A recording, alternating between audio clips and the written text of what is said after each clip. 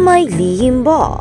Katrina Halili at Chris Lawrence, iniiwasang sagutin ang totoo. Kung bago ka lang sa channel na ito, huwag kalimutang mag-like, share, comment, and subscribe. At huwag kalimutang pindutin ang notification bell icon para maging updated ka sa bawat upload nating video. Isang matinding usap-usapan ang muling gumugulo sa mundo ng showbiz matapos muling maiugnay sina Katrina Halili at Chris Lawrence sa isa't isa sa bawat galaw nila sa bawat post na kanilang ibinabahagi sa social media.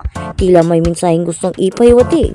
Ngunit bakit nga ba tila iniiwasan nila aminin ang tunay na estado ng kanilang relasyon? Sa isang eksklusibong panayam, muling hinarap ni Katrina ang mga tanong na matagal nang bumabagabag sa isipan ng publiko. Isa sa mga pinakadiretsahang tanong na ibinato sa kanya, nagkabalikan na ba kayo ni Chris Lawrence? Isang tanong tila simple, ngunit may bigat na dala, lalo na para sa mga matagal nang sumusubaybay sa kanilang kwento. Sa halip na isang malinaw na oo o hindi, isang nakakaintrigang sagot ang ibinigay ni Katrina. What you see is what you get. Para sa marami, tila isa itong kumpirmasyon na may namamagitan pa sa kanila. Ngunit para sa iba, isa lamang itong paraan upang iwasan ang mas malalim na usapan. Hindi maikakaila na ang kanilang mga social media post ang nagsilbing mitya ng mga haka-haka. Makikita sa kanilang mga larawan ang pagiging komportable nila sa isa't isa, mga ngiti, mga sandaling puno ng lambing, at mga simpleng bonding moments kasama ang kanilang anak na si Katie. Para sa mga netizens, hindi ito basta-basta, marami ang nagbabasa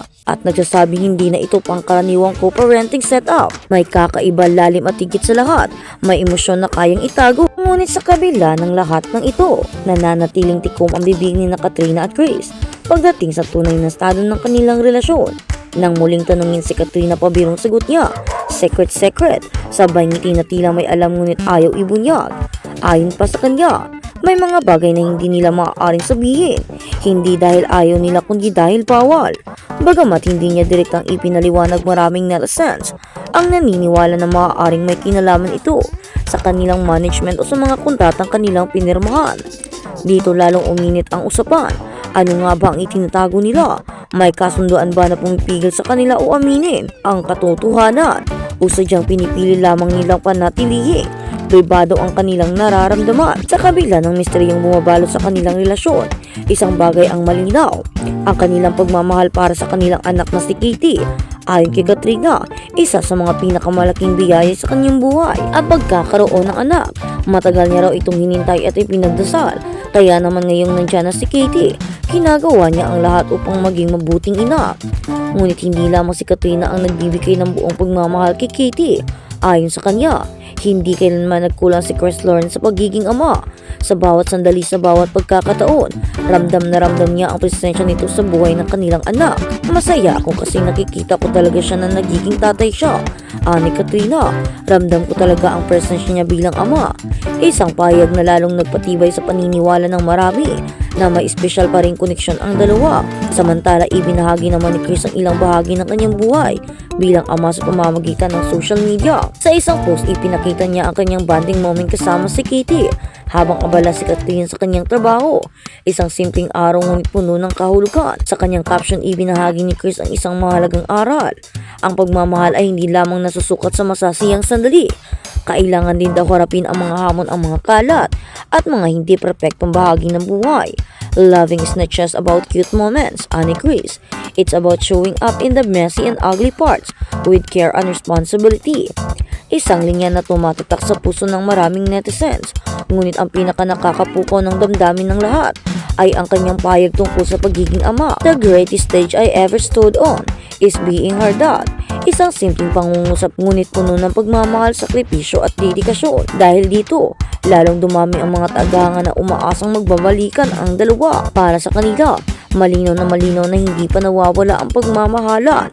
Ngunit mailan din na mas maingat sa pagbibigay ng konklusyon. Para sa kanila, maaaring ang nakikita lamang ng publiko ang bahagi ng kanilang buhay na nais nilang ipakita. Sa mundo ng showbiz, hindi bago ang ganitong sitwasyon. May mga pagkakataon na ang mga artista ay kailangang magtago ng kanilang tunay na nararamdaman para sa kanilang imahe, para sa kanilang karera o para sa mga kontratang kanilang pinirmahan. Kaya naman hindi malayong isipin na maaaring ito ang dahilan kung bakit tila umiiwas sina Katrina at Grace sa pagbibigay ng malinaw na sagot. Ngunit sa kabila ng lahat ng haka-haka, isang tanong ang nananatili: may pag-asa pa bang muling mabuo ang kanilang relasyon? Para sa ilan, oo.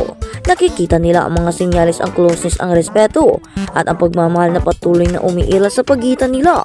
Ngunit para sa iba, hindi ito sapat na patunay. Maaaring ito ay isang magandang halimbawa lamang ng maayos na co-parenting, isang relasyon na nakatuon sa kapakanan ng kanilang anak. Ngunit kung ito man ay totoo, bakit tila may mga sandaling higit pa sa nagiging o pagiging magulang ang kanilang ipinapakita? Bakit may mga tinginan, mga kilos at mga salitang tila may mas malalim na kahulugan? Habang patuloy na sinusubaybayan ng publiko ang bawat galaw nila, nananatiling bukas ang kwento ni Katrina at Grace. Isang kwento ng pagmamahal na paghiwalay at ng posibilidad ng muling pagkikita. Isang kwento na hindi pa tapos at marahil iyon ang dahilan kung bakit hindi mapigilan ng mga tao na patuloy itong pag-usapan, dahil sa likod ng bawat lihim may katotohanang naghihintay na mabunyag, at sa tamang panahon maaaring dumating ang araw na handa na silang sabihin ang lahat. Ngunit sa ngayon mananatili muna itong misteryo, isang lihim na tanging sila lamang ang nakakaalam. At para sa mga netizen, sapat na muna ang isang bagay: what you see is what you get. Ngunit ang tanong, handa ka na bang tanggapin ang nakikita mo? O handa ka bang tuklusin ang katotohanan matagal nang itinatago? At sa kabilang banda, Katrina Halili nililikawan muli. Chris Lawrence inaming hiwalay na sa girlfriend. Nakakasubaybay ang marami sa love story ni Katrina Halili at Chris Lawrence. Nung una ay ayaw umasa ng mga funny dahil bahagi lamang daw ng co-parenting ang closeness ng dalawang magkarelasyon. Pero sineryoso na ni Katrina at Chris ang pag-vlog na tinatawag pa nilang KKK Fam, ang kanilang collab. Iba na rin ang ipinapakita nilang closeness na kahit sino napapatanong talaga kung magkakabalikan kaya sila. Mas pinapatibay pa ang haka-haka ng marami na may something sa dalawa dahil sa isang live streaming ni Katrina at may nasabing single si Chris. Hiningan niya ng reactions ang actress. Reaksyon ni Katrina: congratulations kasi ang sagwa naman kung meron siyang girlfriend, tapos sama siya ng sama sa amin. So 1+1, kagagaling lamang ng KKK Fam sa El Nido, Palawan para sa family bonding. Ito ang exciting part, sinabi ng malapit kay Chris na si Rodel Fernando ng Marisol Academy ang totoong estado ng kanyang puso. Hiwalay na pala sila ng dati nitong girlfriend. At isa pa sa balitang ikinatuwa ng kanilang mga funny ay nang tanungin ang singer kung ano naman ang estado nila ng ina ng kanyang anak na si Katie ay nanliligaw daw. Ang kabuuan ng kwento ng Marisol Academy. At sa kabilang balita, Katrina Halili, Chris Lawrence sweet bonding, kinikilig ang fans. Kinilig ang mga fans na kumalat sa social media ang mga litrato at video together ng dating magjowang sina Katrina Halili at Chris Lawrence. Sa kanyang Facebook page, nag-share ang actress ng mga ganap sa muling pagsasama nila ni Chris, ang tatay ng anak niyang si Katie.